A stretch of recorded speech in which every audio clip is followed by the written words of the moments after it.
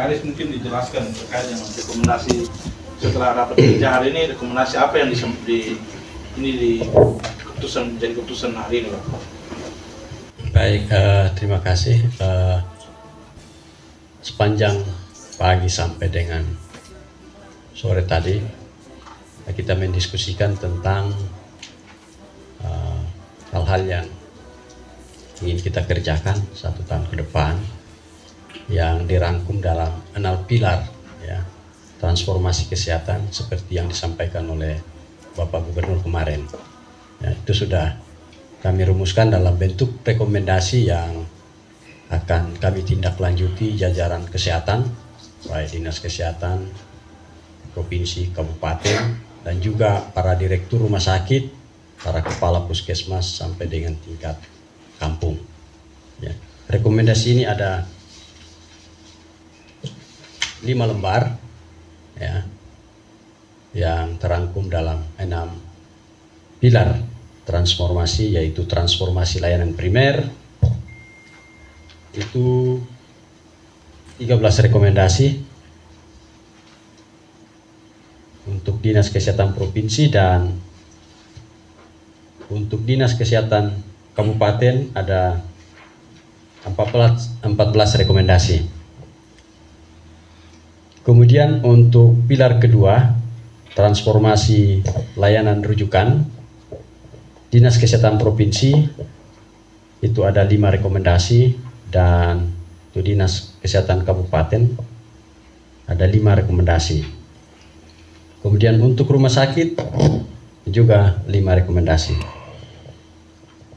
Kemudian pilar yang ketiga, transformasi ketahanan sektor farmasi dan alat kesehatan, itu 4 rekomendasi. Dan pilar 3B, transformasi ketahanan tanggap darurat, itu 3 rekomendasi. Kemudian pilar keempat, transformasi sistem pembiayaan kesehatan, Dinas Kesehatan Provinsi 6 rekomendasi, dan untuk Dinas Kabupaten juga 6 rekomendasi. Kemudian rumah sakit 1 rekomendasi. Kemudian untuk pilar kelima, transformasi SDM kesehatan, itu 4 rekomendasi. Dan untuk pilar keenam, transformasi teknologi informasi kesehatan, 3 rekomendasi. Jadi Bapak-bapak dan ibu-ibu, saya kira rekomendasi ini nanti kami bagikan untuk bapak-bapak dan ibu-ibu. Kalau saya baca bisa 1 jam. Jadi saya kira itu nanti dibahasakan menurut kebutuhan Bapak Ibu masing-masing. Kira-kira begitu, Pak Ali. Baik, Pak Kadis, mungkin ini secara singkat saja. Daripada Bapak keputusan daripada ini, kira-kira apa yang menjadi harapan untuk teman-teman di Dinas Kesehatan Kabupaten, di kabupaten maupun di provinsi ini? Terima kasih. Ya, harapan kita pemerintah baik provinsi, kabupaten, puskesmas kita bisa laksanakan tentu ya untuk pelayanan kesehatan yang berkualitas, ya, merata sampai di kampung-kampung, bisa diterima oleh masyarakat kita bisa jangkau mereka, petugas kesehatan bisa melayani mereka dengan baik, dengan pelayanan yang bisa juga dirasakan yang sama di kota. Kira-kira begitu, Pak. Saya satu mungkin dalam kegiatan Rakerkesda ini yang menjadi hal urgen yang dibahas kemarin atau selama 2 hari ini apa saja sih yang terkait dengan kesehatan? Yang urgen ini 6 pilar ini, ya, berdasarkan hasil rapat kerja kesehatan nasional di Jakarta. Ini 6 pilar ini semua sangat urgen untuk dilaksanakan secara komprehensif, secara bersama-sama oleh seluruh jajaran kesehatan. Ya, ini. Oleh karena itu kami membuat, ya, menggumuli bersama memberikan pembobotan bersama hal-hal yang bisa dikerjakan untuk membangun kesehatan di Provinsi Papua Barat. Ya. Sudah. Saya dulu, Pak. Saya bertanya. Ya, dulu di belakang. Saya mau bertanya dulu. Ya. Ini kan terkait dengan stunting, apakah masuk dalam pembahasan Rakerkesda ini secara khusus? Meskipun Bapeda sebagai leading sektornya, tapi kan kemudian Dinas Kesehatan sebagai pelaksana di lapangan secara langsung untuk penekanan prevalensi stunting di Papua Barat. Mungkin itu.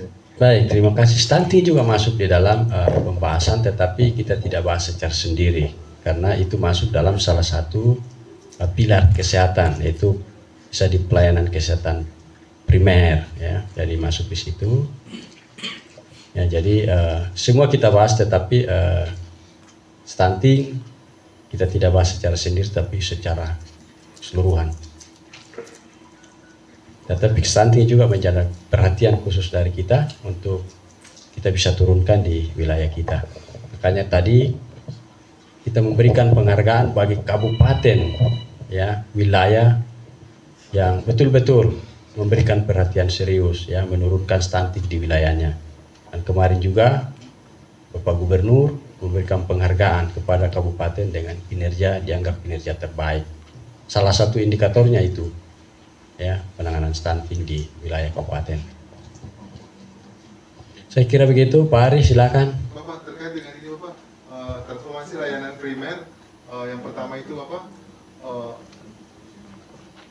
harus dihubungkan, dikaitkan dengan, diselaraskan, diharmoniskan dengan kearifan lokal. Kemarin ada sempat disampaikan oleh Bapak itu dari Jakarta itu, Bapak, apa yang dilakukan Bapak di situ di rekomendasi itu Bapak?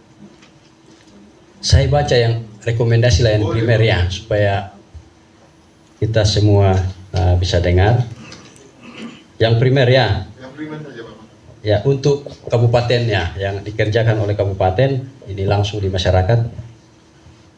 Pembentukan puskesmas pembantu prima untuk percontohan minimal 1 pustu per kabupaten. Jadi masing-masing kabupaten minimal 1 di tahun 2023. Ya. Kemudian yang kedua, mengusulkan sarana dan prasarana pustu prima melalui dak fisik dan penyediaan tenaga sesuai dengan kebutuhan melalui P3K. Ketiga, pengadaan antropometrik kit yang terstandar dan peningkatan kompetensi petugas kesehatan dan kader di setiap posyandu. Ini berhubungan dengan stunting ini karena ada perbedaan pengukuran di lapangan. Oleh karena itu Kementerian Kesehatan, ya, mengupayakan untuk semua pengukuran di posyandu distandarkan sehingga tidak ada perbedaan. Kemudian yang berikut, pertemuan rutin untuk evaluasi stunting di kabupaten minimal tiap 3 bulan untuk intervensi spesifik. Ini juga stunting.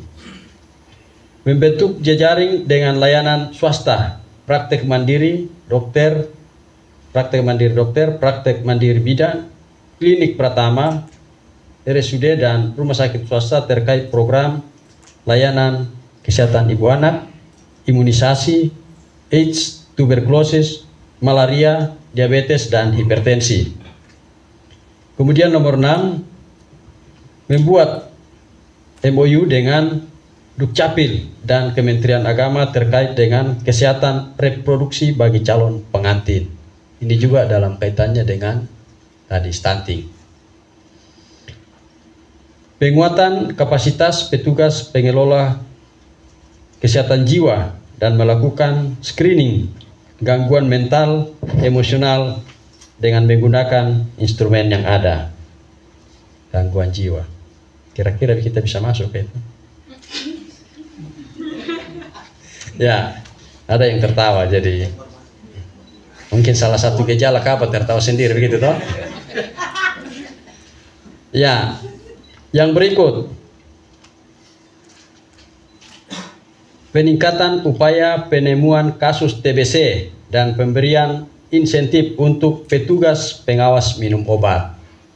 Ya, petugas pengawas minum obat ini bisa kader, ya bisa juga kepala keluarga, bisa juga kepala kampung, ya. Kemudian yang berikut, pengalokasian dana APBD daerah untuk membiayai kegiatan imunisasi rutin. Pengadaan bahan habis pakai untuk program penyakit tidak menular lewat dana DAK.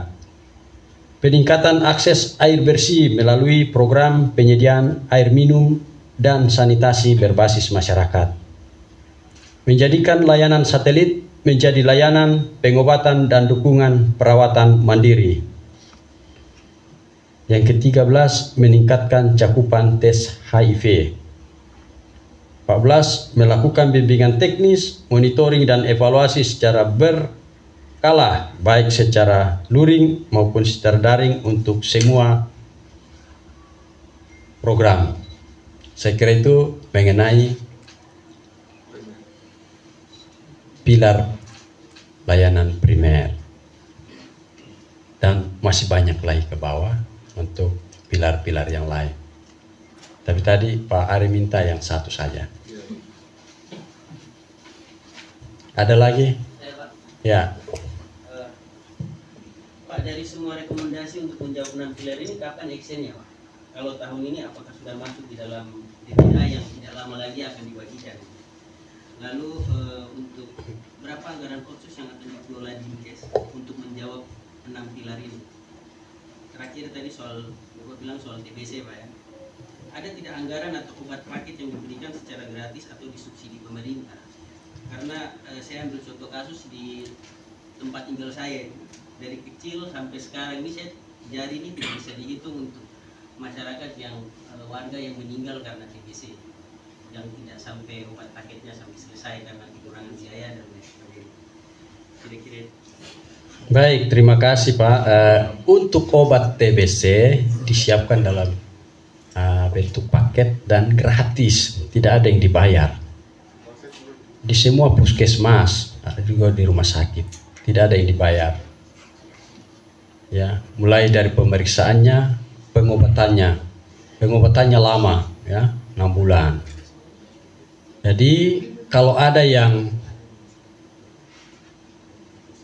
dibayar, misalnya obat itu yang disiapkan oleh puskesmas dan rumah sakit, bisa dilaporkan, ya, kepada, kalau misalnya di wilayah Kabupaten Manokwari, kepada Kepala Dinas Kesehatan Kabupaten Manokwari. Ya, kalau itu dibayar, terkecuali misalnya obatnya ke dokter praktek diracik dan ada di praktek mandiri, nah itu saya kira itu berhubungan secara pribadi dengan dokter praktek mandiri. Tetapi kalau di fasilitas pelayanan pemerintah gratis. Berarti yang terjadi selama ini masyarakat kurang proaktif, ya? Atau menunggu sakit dulu sampai sudah parah baru ke dokter, ya? Sehingga tidak tahu kalau sebenarnya ada obat gratis untuk paket. Ya, sebenarnya ada di setiap fasilitas pelayanan kesehatan. Ya, jadi mari kita berikan informasi-informasi. Terima kasih, tolong bantu kami, Bapak-bapak dan Ibu-ibu, untuk memberikan informasi kepada masyarakat bahwa obat ini sebenarnya tersedia di seluruh fasilitas pelayanan kesehatan pemerintah dan disiapkan secara gratis. TBCK, HIVK, dan lain-lain. Ya. Kemudian tadi mengenai kapan dimulai, ya ini.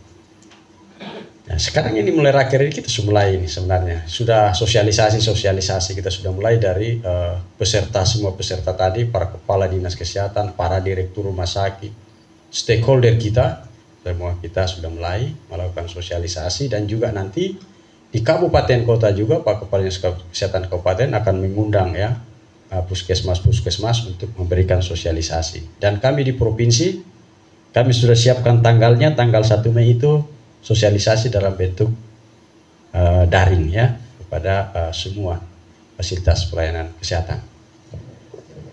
Kira-kira begitu Pak, ya. Oke. Pak, mungkin terakhir soal anggaran dan otsus. Otsus yang dikelola Dinkes ini berapa sebenarnya Pak? Sampai dengan sekarang kita belum terima. Pengalaman tahun sebelumnya. Khusus untuk kesehatan 2022 berapa persen?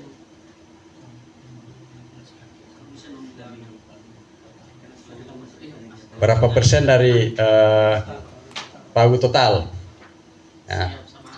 Pengalaman Pak Direktur Rumah Sakit selama ini berapa?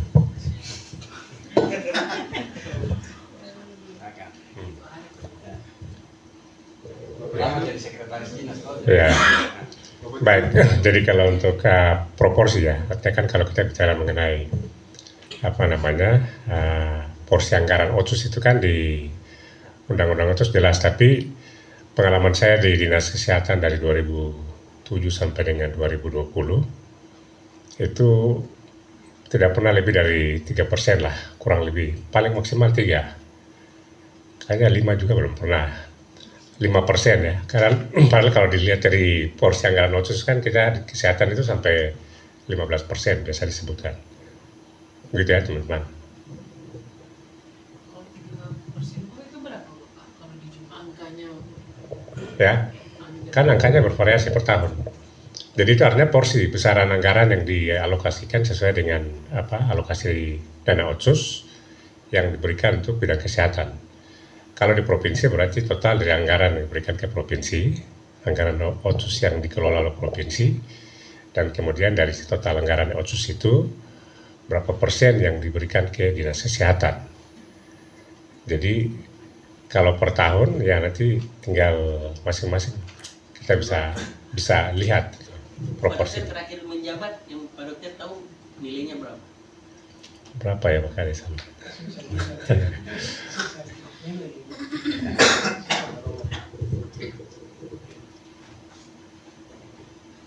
Nanti Bapak mungkin kalau sudah ingat atau mungkin sudah koordinasi dengan 2MK, 2TK. Ya, kalau nominalnya memang kita sudah lupa berapa ya, karena itu memang bervariasi ya dari tahun ke tahun, tergantung berapa dana otsus yang diterima oleh pemerintah provinsi. Kan dana otsus ini kan bukan hanya untuk kesehatan ya, sektor-sektor lain juga sangat membutuhkan dana untuk melaksanakan pembangunan ya. Jadi saya kira ya karena keterbatasan itu dan banyak sektor yang membutuhkan, tentu pembagiannya juga disesuaikan dengan kegiatan-kegiatan yang ada di instansi misalnya Dinas Kesehatan dan juga di OPD-OPD yang lain. Saya kira begitu ya tentang dana. Ada lagi? Ya, silakan. Baik Bapak Kadis, soal transformasi SDM kesehatan ya Bapak. Di kita ini kan punya satu fakultas kedokteran di Universitas Papua dan hari ini wisuda hanya satu dari pendidikan dokter. Dan kira-kira dari hasil rakerkesda hari ini gimana nih Pak rekomendasi untuk peningkatan SDM kesehatan ini, khususnya untuk tenaga dokter dan dokter umum maupun dokter spesialis? Ya, untuk dokter umum yang ada di Sorong, saya kira tahun ini kalau tidak salah ini akan ujiannya dan akhir kalau tidak salah ya Pak Dokter untuk dokter. Berarti menunggu tahun ini ya kira-kira nanti berapa wisuda. Mungkin belum di wisuda tadi, tapi mungkin semester berikut ya. Kemudian untuk pendidikan dokter spesialis, saya kira tiap tahun kita membiayai dari dana otonomi khusus tentang adik-adik kita dari sini yang ingin mengambil spesialisasi. Pendidikan dokter spesialis itu berbeda dengan pendidikan umum yang lain ya. Jadi Bapak Ibu, untuk sekolah saja itu tidak semua berminat untuk mengambil spesialis ya. Banyak yang dokter umum kemudian masuk di manajemen ya. Kemudian yang berminat itu tentu kita pemerintah sangat mendukung ya, bahkan kita sport begitu, siapa yang mengambil spesialis kita biayai.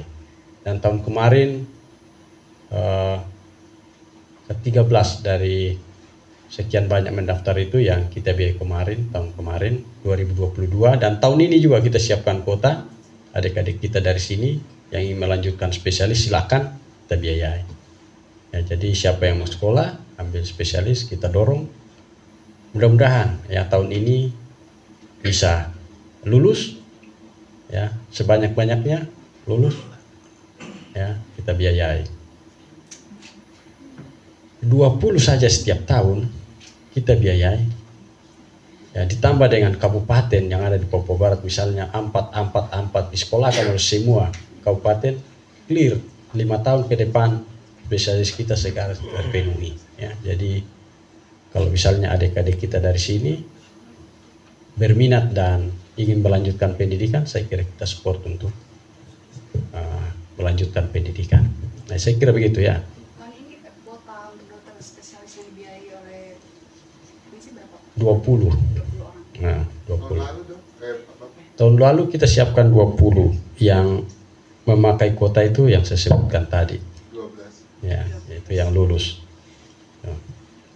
Ya, ada beberapa yang belum, itu kita berikan matrikulasi, kemudian tes lagi dan syukur ada yang lulus. Ya, kemudian tahun ini ya kita berikan kesempatan untuk mengikuti seleksi lagi ya. Untuk Papua Barat itu khususnya yang dibiayai oleh dana khusus itu berapa? Sudah berapa dokter spesialis di Papua Barat? Kalau jumlahnya sampai dengan sekarang karena sudah Pak Windu sudah berapa tahun kita biayai? Sudah lama ya. Itu. Ya misalnya Dokter Alwan Rimosan itu kita biayai, kemudian Dokter Rivaldi Manokwari kita biayai. Itu contoh-contoh. Ya sebenarnya banyak, tetapi jumlahnya kalau misalnya dirangkum dari lalu-lalu kita sudah. Ya. Sudah lama itu. Ya. Hanya dulu-dulu kan tidak terlalu banyak seperti sekarang, tidak banyak seperti sekarang. Dulu itu hanya 3, 4, 5 itu. Kemudian juga teman-teman dari kabupaten kami membiayai juga ya. Masing-masing kabupaten membiayai. Misalnya Manokwari juga ada biayai tuh. Dan kabupaten lain. Kira-kira begitu kah? Ya. Terkait dengan hasil alat ini, apakah dalam pembahasannya ini dibahas tentang pembangunan atau ke depan dibangun rumah sakit RSJ, karena ini kan provinsi kan sudah berdiri lama, namun fasilitas layanan kesehatan seperti itu kadang direkomendasi di luar daerah ini mungkin Baik, terima kasih Pak Ustadz. Untuk rumah sakit jiwa itu masih integrasi dengan RSUD Provinsi Papua Barat, dan rencana tahun ini ya akan membuka ya layanan jiwa. Kita sudah siapkan tempatnya. Ya. Kemudian juga akan ada ya pelayanan rehabilitasi narkoba di sana, dan mudah-mudahan tahun ini kita bisa kerjakan. Selama ini memang pasien jiwa ini kita rujuk ke Jayapura, kita kerjasama dengan pemerintah Provinsi Papua. Untuk tahun ini ya Pak Direktur dan kita semua akan membuka layanan jiwa. Mungkin ada penjelasan dari Pak Direktur, saya persilakan. Ya, baik, terima kasih Pak Kadis. Ya, jadi rekan-rekan, memang itu kebutuhan ya, dan kerinduan. Sebenarnya kalau kita lihat dari seluruh Papua Barat ini belum satu-satunya rumah sakit jiwa itu di tanah Papua ada di Jayapura ya, rumah sakit jiwa AB Pura. Jadi saya kira bukan cuma dari masyarakat, bahkan kita dari yang berkecimpung di dunia kesehatan pun sebenarnya itu merindukan itu dari dulu untuk rumah sakit atau layanan jiwa secara khusus. Dan puji Tuhan sebenarnya tahun lalu kita bangun fisiknya, dan tahun ini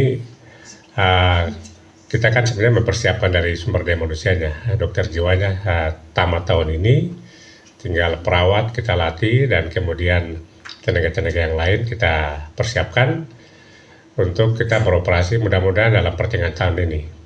Nah, terus kemudian terkait dengan itu tadi disampaikan Pak Kepala Dinas bahwa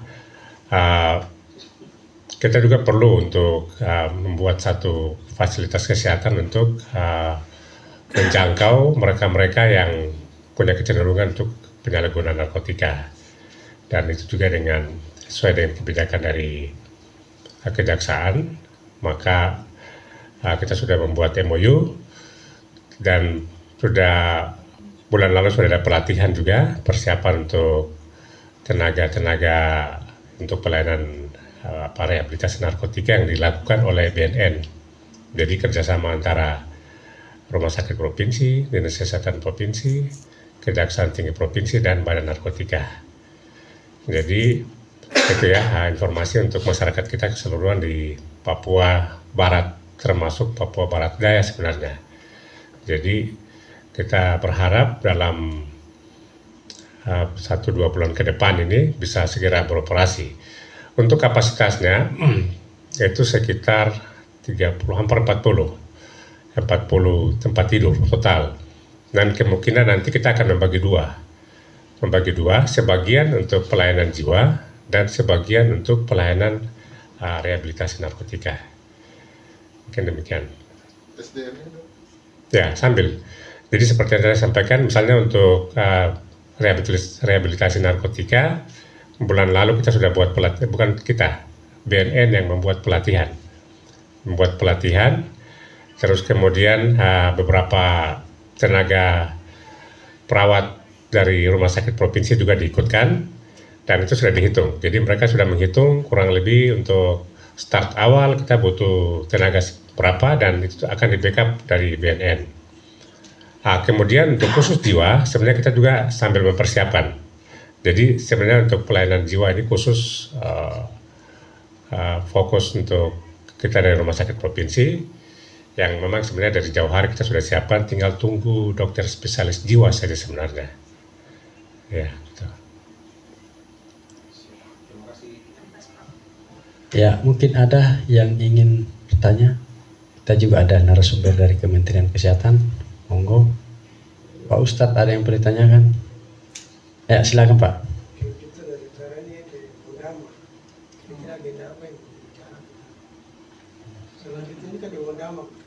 Oh, untuk tahun depan.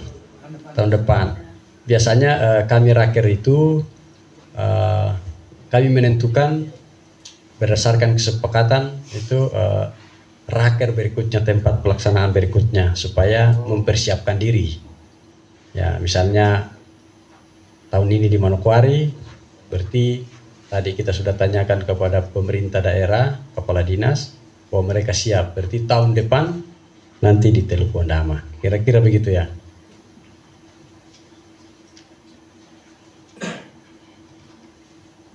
Ada lagi?